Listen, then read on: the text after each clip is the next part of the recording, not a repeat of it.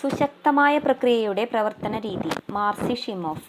ജീവിതത്തിൻ്റെ മാസ്മരിക ശക്തി അറിഞ്ഞ് ജീവിക്കുന്നവരും അല്ലാത്തവരും തമ്മിലുള്ള ഒരേയൊരു വ്യത്യാസം, ജീവിതത്തിൻ്റെ മാസ്മരിക ശക്തിയുടെ വഴിയിൽ ജീവിക്കുന്നവർക്ക് ജീവിതത്തിന് പരിശീലിതമായ ചിട്ടയുണ്ട് എന്നതാണ്. ആകർഷണ തത്വം ഉപയോഗിക്കുന്നത് അവർക്കൊരു ശീലമാണ്.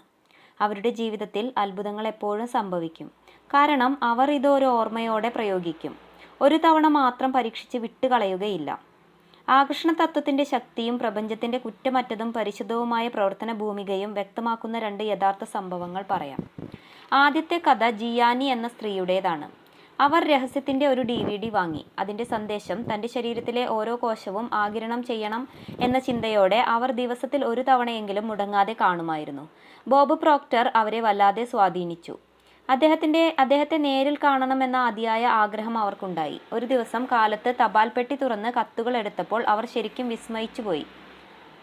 പോസ്റ്റ്മാൻ അബദ്ധത്തിൽ ബോബ് പ്രോക്ടർക്കുള്ള കത്ത് അവരുടെ പെട്ടിയിൽ ഇട്ടിരിക്കുന്നു. ബോബ് പ്രോക്ടർ താമസിക്കുന്നത് അവരുടെ വീടിൻ്റെ തൊട്ടടുത്ത രണ്ടാമത്തെ കെട്ടിടത്തിലാണെന്ന് അവർക്ക് അറിയില്ലായിരുന്നു. ജിയാനിയുടെയും ബോബ് പ്രോക്ടറുടെയും വീട്ടു നമ്പറുകൾ ഒന്നുതന്നെയായിരുന്നു. അവർ ഉടൻ തന്നെ ആ കത്തുമായി യഥാർത്ഥ മേൽവിലാസത്തിലേക്ക് പോയി. കതക് തുറന്ന് തൻ്റെ മുന്നിൽ നിൽക്കുന്ന ബോബ് പ്രോക്ടറെ നേരിട്ട് കണ്ടപ്പോൾ അവർക്കുണ്ടായ ആനന്ദം അവർണ്ണനീയമാണ്. ധാരാളം യാത്ര ചെയ്യുന്ന ബോബ് പ്രോക്ടർ വളരെ അപൂർവമായി മാത്രമേ വീട്ടിൽ ഉണ്ടാകാറുള്ളൂ. അത്ര കൃത്യമായ സമയനിർണയത്തോടെയാണ് പ്രപഞ്ചം പ്രവർത്തിക്കുക.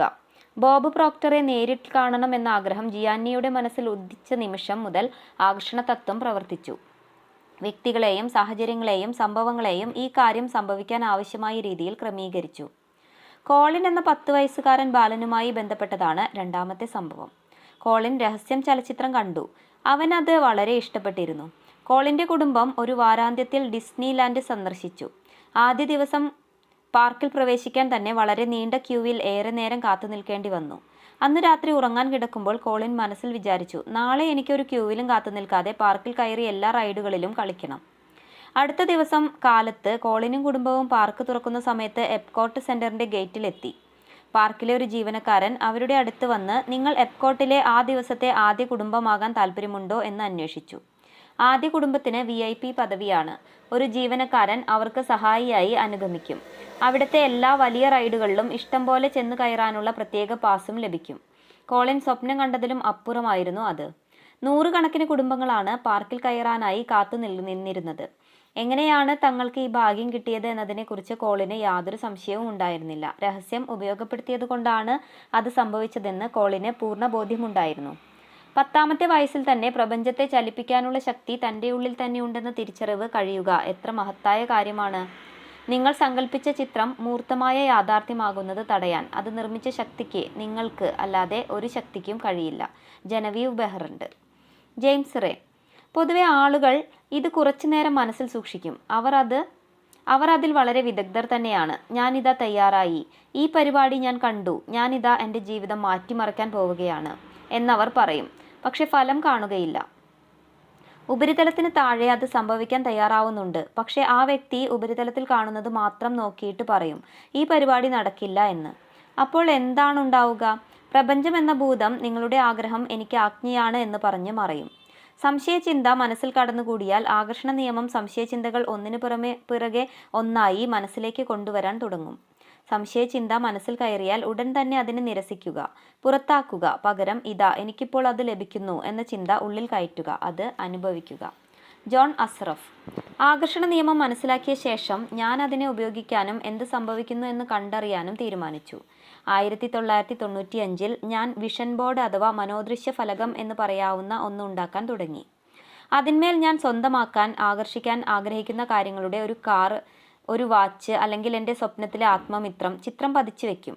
എല്ലാ ദിവസവും ഞാൻ എൻ്റെ ഓഫീസിലിരിക്കുമ്പോൾ അതിലേക്ക് നോക്കിക്കൊണ്ട് മനോദൃശ്യത്തിൽ ആ ദൃശ്യം സൃഷ്ടിക്കും. അത് എനിക്ക് സ്വന്തമായി കഴിഞ്ഞു എന്ന അവസ്ഥയിലേക്ക് ഞാൻ എത്തിച്ചേരും. ഞാൻ വീട് മാറാൻ തയ്യാറെടുക്കുകയായിരുന്നു. ഫർണിച്ചറുകളും വീട്ടുസാധനങ്ങളും പെട്ടികളും എല്ലാം ഒതുക്കി ഒരിടത്ത് സൂക്ഷിച്ചു. 5 വർഷത്തിനിടയിൽ ഞാൻ 3 തവണ സ്ഥലം മാറി. അവസാനം കാലിഫോർണിയയിൽ ഒരു വീട് വാങ്ങി. 1 കൊല്ലം കൊണ്ട് ആ വീട്ടിൽ ആവശ്യമായ പരിഷ്കാരങ്ങളും മാറ്റങ്ങളും പൂർത്തിയാക്കി. അതിനുശേഷം 5 കൊല്ലം മുൻപ് താമസിച്ചിരുന്ന വീടിൽ സൂക്ഷിച്ചിരുന്ന സാധനങ്ങളെല്ലാം കൊണ്ടുവന്നു. ഒരു ദിവസം എൻ്റെ മകൻ കീനാൻ എൻ്റെ ഓഫീസിൽ വന്നു. 5 വർഷം മുൻപ് പൂട്ടിവെച്ച പെട്ടികളിൽ ഒന്നിൽ ഒന്ന് അപ്പോഴും എൻ്റെ വാതിക്കൽ കിടപ്പുണ്ടായിരുന്നു. ആ പെട്ടികളിലൊക്കെ എന്താണച്ചാ എന്നവൻ ചോദിച്ചു. അതിൽ എൻ്റെ മനോദൃശ്യ ഫലകങ്ങളാണെന്ന് പറഞ്ഞപ്പോൾ അങ്ങനെ പറഞ്ഞാൽ എന്താണെന്നായി അവൻ. ഞാൻ പറഞ്ഞു, അതിലാണ് ഞാൻ എൻ്റെ ജീവിത ലക്ഷ്യങ്ങൾ പതിച്ചു വെക്കുന്നത്. അതെല്ലാം ഞാൻ വെട്ടിയെടുത്ത് അതിലൊട്ടിക്കും. എനിക്ക് ജീവിതത്തിൽ നേടേണ്ട കാര്യങ്ങൾ. 5.5 വയസ്സുകാരനായ അവന് അത് മനസ്സിലാവില്ല. അതിനാൽ ഞാൻ പറഞ്ഞു, വരൂ, ഞാൻ കാണിച്ചു തരാം, അതാണ് എളുപ്പവഴി. ഞാൻ ആ പെട്ടി തുറന്നു. ഒരു ബോർഡിൽ ഞാൻ 5 വർഷം മുൻപ് മനസ്സിൽ കണ്ട വീടിൻ്റെ ചിത്രമുണ്ടായിരുന്നു. ചിത്രം കണ്ടപ്പോൾ ഞാൻ ശരിക്കും ഞെട്ടിപ്പോയി. കാരണം അത് ഞാനിപ്പോൾ താമസിക്കുന്ന വീടിൻ്റെ ചിത്രം തന്നെയായിരുന്നു. അതുപോലെയുള്ള വീട് അല്ല, ഞാൻ സ്വപ്നം കണ്ടിരുന്ന അതേ വീട് തന്നെയാണ് ഞാനിപ്പോൾ വാങ്ങി നവീകരിച്ച് താമസിക്കുന്നത് എന്ന് ഞാൻ അറിഞ്ഞിരുന്നില്ല. വീണ്ടും ആ ചിത്രത്തിലേക്ക് നോക്കിയപ്പോൾ ഞാൻ കരഞ്ഞുപോയി. എന്തിനാ കരയുന്നത് എന്ന് മകൻ ചോദിച്ചു. ആകർഷണ നിയമം എങ്ങനെ പ്രവർത്തിക്കുന്നു എന്ന് അവസാനം എനിക്ക് മനസ്സിലായി.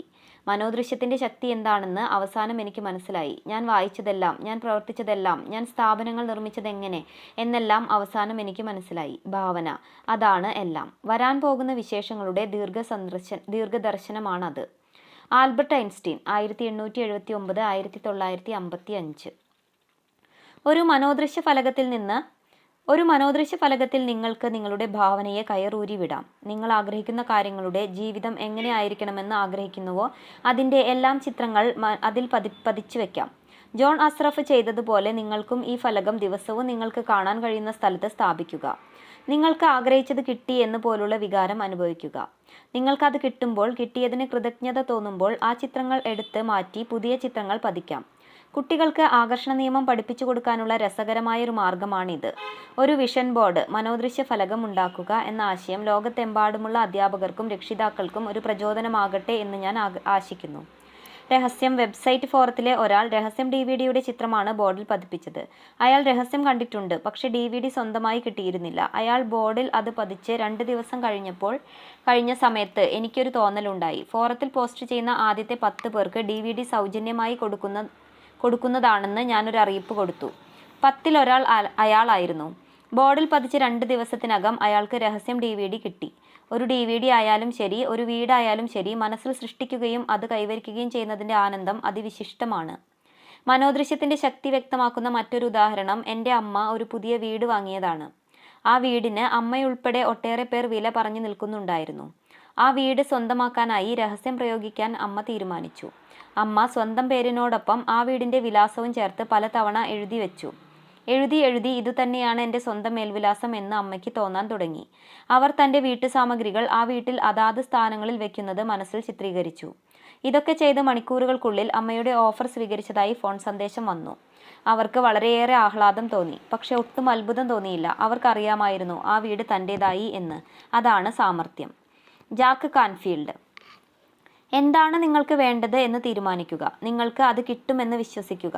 നിങ്ങൾക്ക് അതിന് അർഹതയുണ്ടെന്നതും അത് സാധ്യമാണെന്നതും വിശ്വസിക്കുക. എന്നിട്ട് ദിവസവും കുറേ നേരം കണ്ണടച്ച് നിങ്ങൾ ആഗ്രഹിച്ചത് നിങ്ങൾക്ക് ലഭിച്ചതായി മനോദൃശ്യത്തിൽ കാണുക. അത് സ്വന്തമായാൽ ഉണ്ടാവുന്ന വികാരം മനസ്സിൽ അനുഭവിക്കുക. പിന്നെ അതിൽ നിന്ന് പുറത്തു വന്ന് ഇപ്പോൾ യഥാർത്ഥത്തിൽ നിങ്ങൾക്ക് സന്തോഷം നൽകുന്ന, നിങ്ങൾക്ക് കൃതജ്ഞതയുള്ള കാര്യങ്ങളിൽ മനസ്സ് കേന്ദ്രീകരിക്കുക. പിന്നെ അത് പ്രപഞ്ചത്തിനെ ഏൽപ്പിച്ച് സാധാരണ പോലെ ദിവസം തുടരുക. നിങ്ങളുടെ ആഗ്രഹം എങ്ങനെ സാക്ഷാത്കരിക്കാം എന്നതിന് പ്രപഞ്ചം വഴി കണ്ടെത്തുമെന്ന് ഉറച്ചു വിശ്വസിക്കുക. രഹസ്യം. രത്നച്ചുരുക്കം.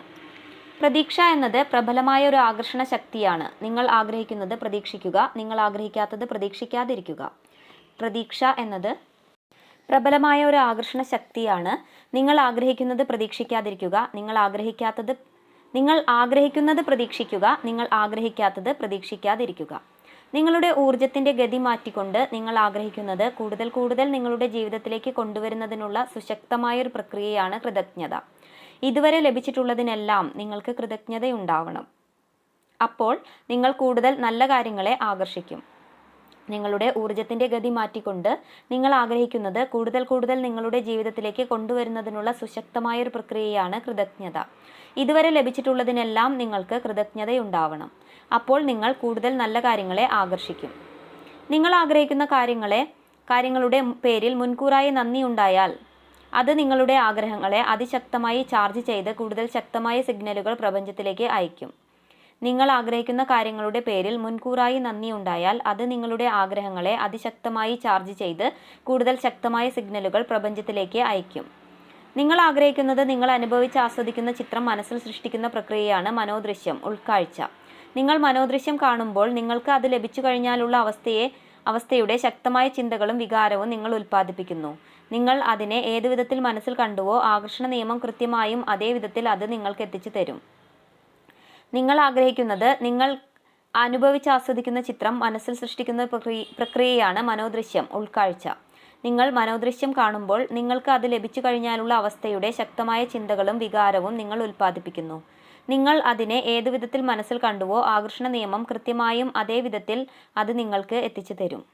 ആകർഷണ നിയമത്തെ നിങ്ങൾക്ക് അനുകൂലമായി ഉപയോഗപ്പെടുത്തണമെങ്കിൽ അതിനെ ജീവിതത്തിൻ്റെ ഭാഗമായ ഒരു ശീലമാക്കണം, അല്ലാതെ ഒറ്റത്തവണ ചെയ്യുന്ന സംഭവമാക്കരുത്.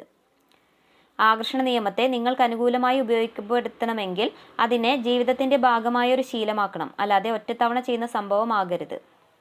ദിവസത്തിൻ്റെ അവസാനം ഉറങ്ങും മുൻപ് ആ ദിവസത്തെ സംഭവങ്ങളെല്ലാം ഒന്ന് തിരിഞ്ഞു നോക്കുക. ഏതെങ്കിലും സംഭവമോ മുഹൂർത്തമോ നിങ്ങൾ ആഗ്രഹിക്കാത്ത രീതിയിലായിരുന്നുവെങ്കിൽ ആ രംഗത്തെ നിങ്ങൾ ആഗ്രഹിക്കുന്ന വിധത്തിൽ ഭേദഗതി വരുത്തി വീണ്ടും മനസ്സിൽ പുനരാവിഷ്കരിക്കുക.